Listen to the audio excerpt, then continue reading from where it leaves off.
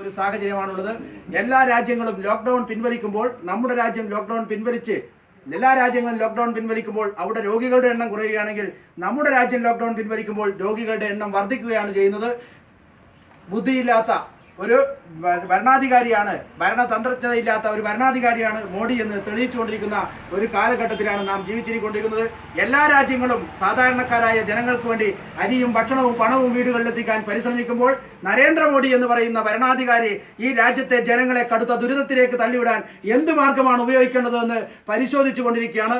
20 ലക്ഷം കോടി രൂപ നിങ്ങൾക്ക് വേണ്ടി ഞങ്ങൾ വാഗ്ദാനം ചെയ്യുന്നു എന്ന് പറയുകയും ഒരു 5 പൈസ പോലും അരിയായോ പണമായോ ജനങ്ങൾക്ക് നൽകാത്ത ഒരു ഭരണാധികാരിയാണ്, ദുരന്തങ്ങൾ സൃഷ്ടിച്ചുകൊണ്ടിരിക്കുന്ന ഒരു ഭരണാധികാരിയാണ് ഈ രാജ്യം ഭരിച്ചുകൊണ്ടിരിക്കുന്നത് എന്ന സാഹചര്യം മനസ്സിലാക്കിക്കൊണ്ട് നമ്മൾ കഴിഞ്ഞ ദിവസം ഈ രാജ്യത്തെ ജനങ്ങളോട് രാജ്യവ്യാപകമായ പ്രക്ഷോഭത്തിലൂടെ ആവശ്യപ്പെട്ടത്, മിസ്റ്റർ നരേന്ദ്രമോദി, നിങ്ങൾ ഈ ഗ്രാമത്തിലെ ജനങ്ങൾക്ക്, പാവപ്പെട്ട ജനങ്ങൾക്ക്, കർഷക തൊഴിലാളികൾക്ക്, കർഷകർക്ക്, പഠിക്കുന്ന വിദ്യാർത്ഥികളെ കൊണ്ട് ഉള്ള ജനങ്ങൾക്ക് മുഴുവൻ 7500 രൂപ ഒരു കുടുംബത്തിന് നൽകണമെന്നാണ് ആവശ്യപ്പെട്ടത്. 10 കിലോ അരി ഒരംഗത്തിന് വീതം നൽകണമെന്ന് ആവശ്യപ്പെട്ടുകൊണ്ട് 5 ആളുകൾ വീതം ഓരോ ഗ്രാമങ്ങളിലും ഓരോ മൂലയിൽ നിന്ന്